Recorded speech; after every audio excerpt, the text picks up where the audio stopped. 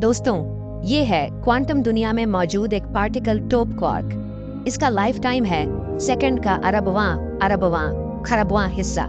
ये इतने कम समय में पैदा होकर खत्म भी हो जाता है। आप मानो या ना मानो, लेकिन यही हैसियत है हमारे लाइफ टाइम की यूनिवर्स के लाइफ टाइम के सामने। और कैसा लगेगा आपको जब इतने कम समय में आपके पास आपकी लाइफ का कोई मीनिंग ही ना हो कि आखिर हम क्यों जी रहे हैं, किस लिए जी रहे हैं, ये ब्रह्मांड क्यों एग्जिस्ट करता है और हम क्यों हैं। लाइफ में कोई पर्पज ही इंसान को इंसान बनाता है। ऐसे में 13 अरब साल पुराने ब्रह्मांड में जो आने वाले खरबों साल तक मौजूद रहेगा, जिसमें हम मात्र 70 साल जिएंगे, इसमें हमारे होने का क्या मकसद है? क्या होगा वो मकसद जो हमारी लाइफ को मीनिंगफुल बनाए? आखिर इतना बड़ा ब्रह्मांड किसके लिए है? And why do we exist? क्या ब्रह्मांड को हमारे लिए पैदा किया गया है या हमें ब्रह्मांड के लिए जानने के लिए वीडियो को पूरा जरूर देखें। दोस्तों, सदियों से इंसान रात के आसमान को निहारता आया है। इंसान पिछले 3 लाख साल से धरती पर मौजूद है। इन 3 लाख सालों में हमारे पूर्वजों ने कई अलग अलग मान्यताओं के साथ अपनी जिंदगी को जिया है, चाहे वो सच हो या झूठ। लेकिन उन मान्यताओं ने उनकी लाइफ को एक मीनिंग दिया। अगर आपकी लाइफ में कोई पर्पज है तो आप लाइफ के एक एक सेकंड को जी भरकर जीते हो। अब तक हमारे पूर्वजों ने ब्रह्मांड की अंडरस्टैंडिंग से हमारी लाइफ को कई पर्पस दिए, जिन्हें हम 2 कैटेगरी में बांट सकते हैं। पहली कैटेगरी है रिलीजियस और दूसरी है रैशनल। हमारे पूर्वज जो ये मानते थे कि ब्रह्मांड को किसी न किसी क्रिएटर ने बनाया है, उनके अनुसार लाइफ का पर्पज भी उसी क्रिएटर से जुड़ा है। इसके अनुसार ब्रह्मांड को बनाने वाला कोई क्रिएटर जरूर है, जिसने किसी खास मकसद के लिए हमें बनाया है। ऐसे में इस अवधारणा के अनुसार लाइफ के कई मीनिंग डिसाइड किए गए। कुछ का मानना था कि हम उस क्रिएटर की पूजा करें और इसके बदले में अगले जन्म में रिवॉर्ड के तौर पर उन्हें स्वर्ग, नर्क, जन्नत या जहन्नुम या ऐसे किसी पैराडाइस में जाने का मौका मिलेगा, या उनका अगला जन्म इस जन्म से अच्छा होगा और अंत में उन्हें अल्टीमेट फ्रीडम मिल जाएगी। यानी वे सभी प्रॉब्लम्स से दूर हमेशा के लिए एक ऐसी स्टेट में पहुंच जाएंगे जहां उन्हें सिर्फ अच्छा फील हो, यानी कोई दुख, दर्द और परेशानी ना हो। अब तक करोड़ों इंसान लाइफ के इस पर्पज को लेकर जीते आए हैं, लेकिन जैसे जैसे इंसान ने अपने दिमाग के दरवाजे खोलने शुरू किए, इंसान इन मान्यताओं से हटके कुछ अलग सोचने लगा। जैसे जैसे विज्ञान ने प्रगति की, इंसान ने जाना कि जिस धरती को पुरानी मान्यताओं में फ्लैट माना जाता था, वह गोल है। जिन स्टार्स को लोग स्वर्ग समझते थे, वो हमारे सूरज की ही तरह एक सितारे हैं। सूरज, जिसे एक देवता या दिव्य पुरुष माना जाता था, वह धरती से 13 लाख गुना बड़ा एक आग उगलता हुआ सितारा है, जो अगले 5 अरब साल बाद धरती को ही खुद में निगलकर हमें समाप्त कर देगा। प्राचीन मान्यता में पृथ्वी ही पूरा ब्रह्मांड थी, लेकिन नई खोज से वैज्ञानिकों ने पता किया है कि हमारे सोलर सिस्टम में पृथ्वी के अलावा भी 7 और प्लैनेट्स है और अनेकों उपग्रह और एस्टेरॉइड्स की भरमार है।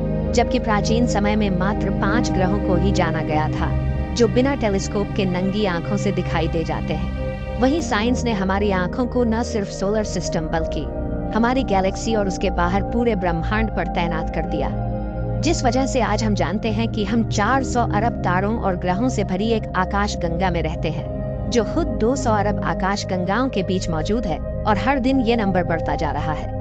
हम नहीं जानते कि ब्रह्मांड के बाहर क्या है, शायद और भी कई यूनिवर्स। ऐसे में यह पता चलता है कि हमारी मान्यताएं उस समय अवेलेबल यूनिवर्स के कम और गलत नॉलेज के आधार पर थी। वही नई खोज हमारी सोच को चुनौती देती है। हमारे पास उन प्राचीन मान्यताओं के लिए कोई एविडेंस नहीं था। यही वजह थी कि हमें इतने अलग अलग मान्यताएं दिखाई देती है। अगर हम जन्नत, जहन्नुम और आफ्टर लाइफ इन सबको मानकर चले, तो हमारे पास इस बात का कोई एविडेंस नहीं कि ये वास्तव में होते भी है या नहीं। ऐसे में जो हमारे पास है उसे छोड़कर, जिसके होने की कोई श्योरिटी ही ना हो, उसके पीछे चलना एक डरावना सफर होगा जिसमें कुछ भी हाथ नहीं लगना। लेकिन वही हम जानते हैं कि यूनिवर्स है, ये एग्जिस्ट करता है, हम सब हैं, हमारे दोस्त है, फैमिली है, जो हमें लाइफ का एक मीनिंग देती है। लेकिन अगर कोई आपको कहे कि यूनिवर्स के बाहर एक उड़ने वाले यूनिकॉर्न ने दुनिया बनाई है, जिसका कोई एविडेंस ही ना हो, जिसे प्रूफ ही नहीं किया जा सकता है, जिसका अस्तित्व ही ना हो, उसके लिए हम जो एग्जिस्ट करता है यानी यूनिवर्स, उसे छोड़कर जो एग्जिस्ट ही नहीं करता, उसके लिए लाइफ को झोंक दें, तब यह हमारे लिए टोटल टाइम वेस्ट होगा। लेकिन दोस्तों, अगर स्वर्ग, नर्क आफ्टर लाइफ, आत्मा और ईश्वर जैसी कोई चीज नहीं है, तो सवाल है कि क्या हम रोबोट है? क्या हम सिर्फ यूनिवर्स के नियमों से बंधे हुए एक चलते फिरते मटेरियल है जो इसी यूनिवर्स का हिस्सा है और इसी के बारे में सोचने की क्षमता रखता है? ऐसे में एक रोबोटिक लाइफ में क्या मीनिंग है? अगर हमारी प्राचीन मान्यताएं छोड़ दी जाएं, तो हम एक रोबोट बनकर कैसे लाइफ को जी सकते हैं? आखिर एक यूनिवर्स रोबोट के लिए क्यों एग्जिस्ट करता है? अगर किसी क्रिएटर ने इसे बनाया है तो हमें समझ आता है कि वह हमारे लिए है और एक पर्पज एग्जिस्ट करता है। लेकिन आखिर एक रोबोटिक लाइफ के लिए कौन सा पर्पज होगा? तो दोस्तों, चलिए जानते हैं यूनिवर्स में हमारे पर्पज को लेकर रैशनल अप्रोच क्या कहती है। अब तक हम पुरानी धारणाओं के अनुसार अपने लाइफ को जीते आ रहे थे, लेकिन चलिए हम एक नए सिरे से सोचते हैं कि आखिर हम यूनिवर्स में क्यों हैं। इसके लिए हमें दो चीजों को समझना पड़ेगा। पहला, हम खुद यानी हम कौन हैं? क्या हम सिर्फ एक रोबोटिक मशीन है? हमारी कॉन्शियसनेस क्या बला है? दूसरा, यूनिवर्स क्या है? ये कितना बड़ा है और यूनिवर्स में हमारा स्थान क्या है? इसका हमसे क्या संबंध है?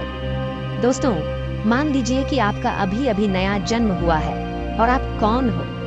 यूनिवर्स क्या है इसे लेकर आपको किसी ने कोई कहानियां नहीं सुनाई है, बल्कि अब हमें आज के अवेलेबल नॉलेज के हिसाब से सोचना है। अगर हम इस अप्रोच से सोचें तो हमें पता है कि एक चीज जो एग्जिस्ट करती है वो है हम सब और हमारा यूनिवर्स। हम ब्रह्मांड और उसमें मौजूद सारी रियलिटीज का एक महत्वपूर्ण हिस्सा है। एंथ्रोपिक प्रिंसिपल के अनुसार हम ब्रह्मांड का हिस्सा है। इस वजह से ब्रह्मांड के नियमों ने ही हमें पैदा किया है। ब्रह्मांड के ही नियमों से ब्रह्मांड ने एक ऐसी प्रजाति को पैदा किया है जो न सिर्फ खुद को जान सकती है, बल्कि ब्रह्मांड को भी जान सकती है और उसके नियमों की पड़ताल कर हाई टेक्नोलॉजी को विकसित करने में सक्षम है, और सबसे महत्वपूर्ण जिसमें कॉन्शियसनेस है। दोस्तों, हमें यह जानना है कि हम कौन हैं। पृथ्वी पर मौजूद सभी लाइफ में एक कॉमन चीज है, कॉन्शियसनेस। लेकिन उन सब से हम इंसानों को अलग करता है हमारा दिमाग, जो सोच सकता है, सवाल कर सकता है, नई चीजें बना सकता है। वैज्ञानिकों के अनुसार कॉन्शियसनेस का मतलब आत्मा नहीं है। वैज्ञानिक कॉन्शियसनेस को समझने की कोशिश में लगे हैं और उनकी रिसर्च के अनुसार कॉन्शियसनेस हम सब इंसानों के ब्रेन से पैदा होती है, यानी यह हमारे ब्रेन की इमर्जेंट प्रॉपर्टी है। यानी हमारे अंदर मौजूद इंफॉर्मेशन के इंटरेक्शन की वजह से कॉन्शियसनेस पैदा होती है। यही वजह है कि वैज्ञानिक मानते हैं कि अलग अलग जीवों की कॉन्शियसनेस भी अलग है और हम इंसानों की कॉन्शियसनेस सबसे अलग है। कुछ जीव जैसे बैक्टीरिया काफी कम कॉन्शियस है तो कुछ अधिक, और वहीं वायरस किसी निर्जीव वस्तु के साथ निर्जीव तो सजीव के संपर्क में कॉन्शियस बिहेव करता है। वहीं कुछ वैज्ञानिकों के अनुसार कॉन्शियसनेस यूनिवर्स की ही फंडामेंटल प्रॉपर्टी है, यानी कॉन्शियसनेस हमारे अंदर यूनिवर्स से ही आई है। दोस्तों, यहाँ पर एक बात तय है कि जिस तरह हम यूनिवर्स का पार्ट है, कॉन्शियसनेस भी यूनिवर्स का एक पार्ट है। लेकिन अब हमें ये जानना है कि यूनिवर्स क्या है। यूनिवर्स यानी ब्रह्मांड, समय, आकाश, ऊर्जा, पदार्थ और इस पदार्थ से बने सभी ग्रह, नक्षत्र और आकाश गंगाओं का समूह है, जो कि हमारी कल्पना से भी कई गुना बड़ा और सूक्ष्म है, जिसमें अरबों खरबों ग्रह, आकाश गंगाएं और न जाने क्या क्या छुपा है। हमने अब तक यूनिवर्स के सिर्फ 5% हिस्से को ही जाना है, बाकी 95% हम नहीं जानते। अब तक वैज्ञानिकों ने ब्रह्मांड को जितना एक्सप्लोर किया है, उसमें हमें अभी तक पृथ्वी जैसी कोई लाइफ नहीं मिली है। खरबों ग्रहों और आकाश गंगाओं के पुंज में लाइफ की गूंज सिर्फ पृथ्वी पर ही सुनाई देती है। जब हमने चांद पर कदम रखा तो वहां की जमीन अरबों सालों से सुनसान पड़ी मिली। जब हमने मंगल की तहकीकात की तो वहां लाइफ का कोई नामो निशान भी नहीं मिला। शुक्र ग्रह नर्क की तरह उबलता हुआ मिला, मानो वहां जीवन ने नहीं, प्रलय ने जन्म लिया हो। बुध सूर्य की तपन में पिछले 4 अरब साल से झुलस रहा है। बृहस्पति, शनि और अरुण वरुण गैस के गुब्बारे हैं, जहां जीवन की कल्पना करना ही संभव नहीं। हमने सोलर सिस्टम के उपग्रहों की छानबीन की, वहां भी सुनसान बंजर जमीन मिली। हमने सोलर सिस्टम के बाहर मौजूद तारों और ग्रहों की स्टडी की, वहां लाइफ का कोई सिग्नल नहीं मिला। हमने मैथमेटिक्स की मदद से जीवन की खोज की तो मैथ्स ने हमारे हाथ में शून्य थमा दिया। ऐसे में वैज्ञानिक इस सोच में पड़ गए कि आखिर इतना बड़े, पुराने और खरबों साल जीने वाले इस महाकाय ब्रह्मांड में पृथ्वी के अलावा हर जगह बंजर है, तो हम क्यों और किस लिए यहाँ हैं? हमें किसने बनाया, किसने पैदा किया? अगर हम ब्रह्मांड की करतूत का कारनामा है तो ये ब्रह्मांड हमसे क्या चाहता है? आखिर खरबों खरब गुना बड़े यूनिवर्स में हम अकेले क्यों हैं? आखिर क्यों 5 बार पूरी तरह लाइफ खत्म होने के बाद इस पृथ्वी ने फिर से हमें जन्म दिया? आखिर क्यों जीवन अरबों सालों के थपेड़े खाकर आज भी सांस ले रहा है? इसका जवाब भी हमें ब्रह्मांड ही देगा। हम ये सच्चाई जान चुके हैं कि ब्रह्मांड क्या है, हम सब क्या है, हम कौन हैं। अब तक हमारे सफर में लाइफ ने हर बार सरवाइव किया है और पहली बार एक ऐसी स्पीसीज ने जन्म लिया है जो आज से पहले 3.5 अरब साल में पृथ्वी पर नहीं थी। 5 बार प्रलय के बाद ब्रह्मांड ने हमें यानी इंसानों को जन्म दिया है, जिन्होंने मात्र पिछले 200 सालों में धरती की तस्वीर बदल कर रख दी, जो पृथ्वी से आसमान में छलांग लगाकर उसे भी चीरते हुए अंतरिक्ष में पहुंच गया, जिसने अपनी आंखों को ब्रह्मांड पर निगाहबान करके 13 अरब साल पुराने इतिहास को भी खंगाल दिया, जो काफी तेजी से आगे बढ़ रहा है। हम इंसानों की ये ग्रोथ हमें बताती है कि कुछ तो है हमारे अंदर जो हमें इतने बड़े यूनिवर्स में स्पेशल बनाती है। अगर यूनिवर्स हमें पैदा कर सकता है तो हमें मार भी सकता है, लेकिन लाइफ आज भी जिंदा है, यानी इसके होने का कोई मकसद है। लाइफ न सिर्फ जिंदा है बल्कि करोड़ों रूपों में ये मौजूद है और उन सब में सबसे सुपीरियर है हम इंसान। हमारा सवाल है कि यूनिवर्स में होने का हमारा मकसद क्या है? लेकिन अगर यूनिवर्स ने ही हमें पैदा किया है, हम इसी का हिस्सा है, हमारे बिना यूनिवर्स नहीं हो सकता, तो ये सवाल जो हम पूछ रहे हैं, क्या ये भी यूनिवर्स की ही करतूत तो नहीं? इस सवाल का जन्म हम सबके अंदर यूनिवर्स या कहें नेचर की वजह से ही हुआ है। ऐसे में हमारा सवाल ही गलत है कि हमारा यूनिवर्स में होने का मकसद क्या है, बल्कि हो सकता है कि ये मकसद तो खुद यूनिवर्स का ही हो। लेकिन सवाल है कि क्या फिर यूनिवर्स हमारी तरह कॉन्शियस है? तो दोस्तों, हो सकता है कि यूनिवर्स भी कॉन्शियस हो, क्योंकि हम जानते हैं कि कॉन्शियसनेस एक ऐसी चीज है जो हमारी ही तरह इस यूनिवर्स का ही हिस्सा है, और वैज्ञानिकों के अनुसार कॉन्शियसनेस भी इस यूनिवर्स की ही फंडामेंटल प्रॉपर्टी है। ऐसे में इस कॉन्शियस यूनिवर्स का भी मकसद हो सकता है। अगर हमें पता चल जाए कि यूनिवर्स का मकसद क्या है, तब हमारा मकसद भी यूनिवर्स के इस मकसद को पूरा करना होगा। अगर हम ऑब्जर्व करें तो यूनिवर्स खुद हमें अपना मकसद बता रहा है। जो यूनिवर्स खुद हमें पैदा कर सकता है वो ही हमें खत्म भी कर सकता है, लेकिन अब तक उसने लाइफ को पूरी तरह खत्म नहीं किया है, बल्कि लाइफ अब तक हर बार सरवाइव करती गई है। लाइफ सिंपल फॉर्म से कॉम्प्लेक्स बनती गई है और इस कॉम्प्लेक्सिटी ने ही हम इंसानों को भी जन्म दिया है।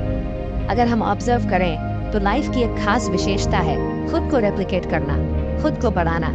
जितना ये बढ़ेगी उतना ये ज्यादा सुरक्षित रहेगी। जिस तरह एक वायरस और बैक्टीरिया खुद की कॉपी बनाते रहते हैं, उसी तरह सभी जानवर और हम इंसान खुद को पॉपुलेट करते रहते हैं। अगर हम देखें तो अब तक हम इंसानों की पॉपुलेशन पिछले 2000 सालों में काफी तेजी से बढ़ी है।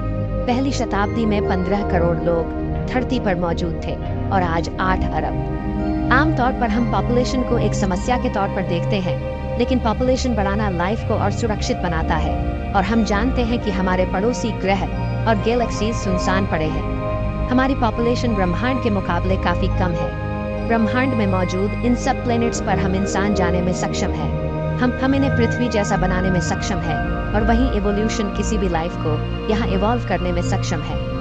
ऐसा करने पर हम अपनी कॉन्शियसनेस को पृथ्वी से बढ़ाकर दूसरे ग्रहों पर भी ले जाएंगे और कॉन्शियसनेस का दायरा बढ़ा सकते हैं। हो सकता है कि ब्रह्मांड भी ये चाहता हो कि उसका सूनापन और उसका खालीपन हमारी कॉन्शियसनेस से भर जाए। इससे लाइफ और भी अधिक सुरक्षित हो जाएगी। अगर पृथ्वी खत्म हो जाए तो पूरी गैलेक्सी को इससे कोई फर्क नहीं पड़ने वाला, लेकिन अगर हम अपनी पॉपुलेशन को पूरी गैलेक्सी में फैला दें तो कॉन्शियसनेस अरबों ग्रहों पर जिंदा रहेगी। जिस तरह 3.5 अरब साल में लाइफ ने कई नए रूप लिए हैं और इंसान को पैदा किया है, हो सकता है ब्रह्मांड में और भी अरबों प्रजातियां जन्म लेने का इंतजार कर रही हो सकता है कि इस कॉस्मिक इवोल्यूशन की वजह से इंसान से भी उन्नत प्रजाति पैदा हो जाए।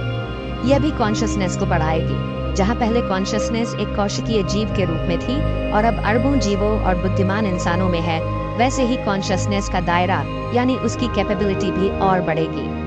दोस्तों, पॉपुलेशन को बढ़ाने का मतलब सिर्फ लाइफ को सुरक्षित करना ही नहीं, बल्कि साइंस को और विकसित करना है। अगर हम देखें तो जब जब पॉपुलेशन बढ़ती है तब हम इंसानों ने अपने सर्वाइवल के लिए नई नई चीजें ईजाद की है। जितनी पॉपुलेशन बढ़ती है उतने नए चैलेंजेस बढ़ते हैं और उनके लिए नए इन्वेंशंस किए जाते हैं। कहीं ना कहीं पॉपुलेशन का बढ़ना ही साइंस को जन्म देता है। Necessity is mother of invention, और अगर यही नेसेसिटी हमारे सर्वाइवल के लिए हो, तब नए इन्वेंशन पैदा होते हैं। परमाणु बम एक ऐसा एग्जाम्पल है जो सर्वाइवल और नेसेसिटी दोनों की वजह से पैदा हुआ है।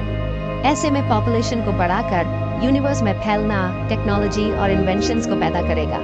इससे हम एक नई क्रिएटिव दुनिया को बना पाएंगे, जहां इंसान की ताकत काफी बढ़ जाएगी और लाइफ भी काफी आसान हो जाएगी। यानी हमें किसी स्वर्ग या जन्नत में नहीं जाना, बल्कि हम साइंस की मदद से यूनिवर्स को ही जन्नत बना सकते हैं, जो अरबों सालों से किसी जहन्नुम की तरह फुफकार रहा है। लेकिन दोस्तों, हमारे पास एक बड़ा चैलेंज है और वो है लाइफ टाइम। याद कीजिए, हमने बात की थी यूनिवर्स के सामने हम इंसानों के लाइफ टाइम की, जो कि एक क्वांटम पार्टिकल के जितनी हैसियत रखता है। हमारी जिंदगी का सफर ब्रह्मांड के लाइफ टाइम के सामने एक सेकंड का करोड़वां हिस्सा भी नहीं है। लेकिन हम ये भी जानते हैं कि इतने कम लाइफ टाइम में अब तक हमने कॉन्शियसनेस के दायरे को काफी बढ़ा दिया है। हम दूसरे ग्रहों को टेराफॉर्म कर अपने जैसा बनाने की ओर बढ़ रहे हैं। आज हम इंसान यह भी जान चुके हैं कि इंसान की लाइफ को कैसे बढ़ाया जा सकता है। वैज्ञानिकों के अनुसार हमारे क्रोमोसोम के एक हिस्से टेलोमेयर्स की साइज का घटना हमें बुढ़ापे की ओर धकेलता है। हाइपरबैरिक ऑक्सीजन ट्रीटमेंट की मदद से कुछ वैज्ञानिकों ने अपने एक्सपेरिमेंट में कई उम्र दराज लोगों को ब्लड लेवल पर 25 वर्ष की उम्र के लेवल पर ले आए। आज हम एंटी एजिंग पर रिसर्च करके उम्र को बढ़ाने की ओर बढ़ रहे हैं। अगर हम बात करें आर्टिफिशियल इंटेलिजेंस की, तो सिर्फ कुछ दशकों में ही एआई ने टेक्नोलॉजी में क्रांतिकारी बदलाव किए हैं और वैज्ञानिक रिसर्च में और तेजी आई है।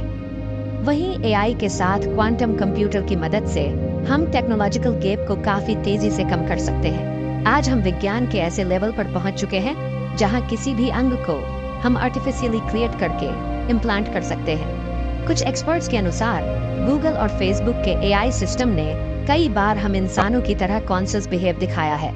अगर कॉन्शियसनेस इंफॉर्मेशन का ही खेल है, तो हम उस इंफॉर्मेशन को कंप्यूटर में डालकर फिर से किसी नई बॉडी में डाल सकते हैं, यानी हम खुद को अमर कर सकते हैं। जेलीफिश एक ऐसी मछली है जो लगभग अमर है। यह अपने आप को एक पोलिप स्टेट में बदलकर फिर से एक नई बॉडी रीजनरेट कर सकती है। यह खुद को नया जन्म देकर लगभग अमरता जैसी स्टेट में रहती है। इसे स्टडी कर हम इंसान भी खुद की हेल्थ को बढ़ाकर, इंसानों की एवरेज आयु को बढ़ाकर धीरे धीरे एक ऐसी स्टेट को अचीव कर सकते हैं जो हमें ऐसी अमरता की ओर ले जाए।